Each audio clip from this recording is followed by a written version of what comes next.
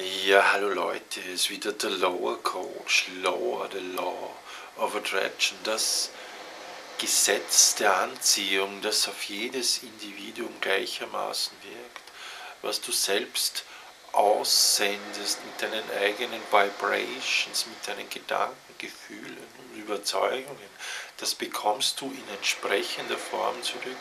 Was du siehst, das wirst du ernten. Wie du in den Wald rufst, so schallt es zurück.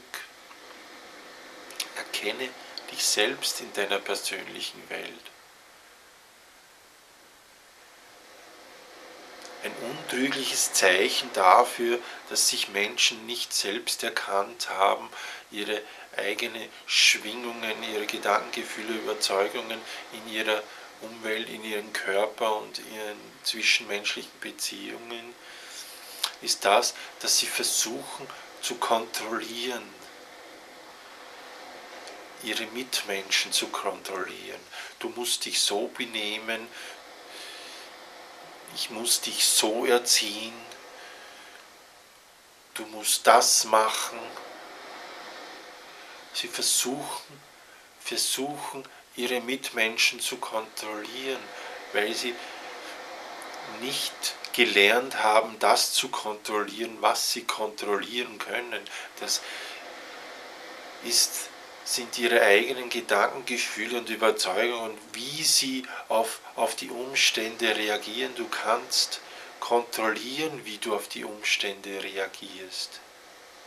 Du bist niemals das Opfer der Umstände. Du bist niemals das Opfer anderer Menschen. Du selbst entscheidest, wie du reagierst. Du bist vollkommen frei. Wenn dich jemand schimpft, du musst nicht negativ darauf reagieren. Du kannst erkennen, dass sich der Mensch im Grunde selbst angreift. Er greift das Bild an, das er sich macht von dir. Wenn jemand deine Freiheit einschränken will, will er eigentlich etwas kontrollieren, was er im Grunde gar nicht kontrollieren kann. Er kann nicht seine Mitmenschen kontrollieren. Du tust ihm gar keinen Gefallen, wenn du auf seine Kontrollversuche einsteigst. Sag ihm, hey, du kannst die Welt nicht kontrollieren. Oder lenk ihm ab. Mach Spaß, mach Humor, bring ihn in die Freude. Und dann lass ihn einfach links liegen. Menschen, die ihre Mitmenschen kontrollieren versuchen, haben eigentlich nicht erkannt und nicht gelernt, wie sie sich selbst kontrollieren können, wie du in der guten Laune bleiben kannst, wie du im Optimismus bleiben kannst. Deine Mitmenschen können die schlimmsten Dinge um dich herum tun. Du kannst in deiner Mitte bleiben. Du kannst in deiner Liebe und Wertschätzung bleiben für dich selbst und für die Welt. Du musst nicht irgendjemand kontrollieren. Du kannst auch gar nicht deine Mitmenschen kontrollieren.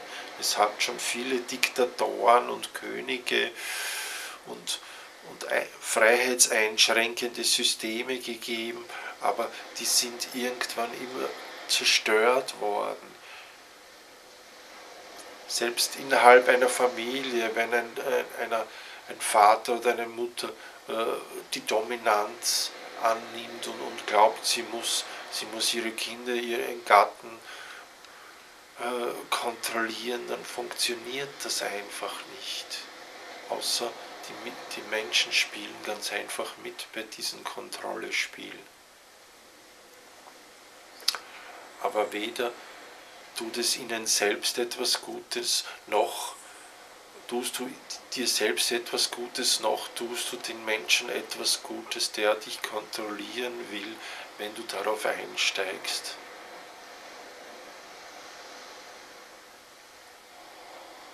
Du musst so gesund egoistisch sein, dass du auf dein eigenes Gefühl hörst und dich nicht zwingen lässt und nicht kontrollieren lässt, weil das entspricht nicht deiner angeborenen Freiheit.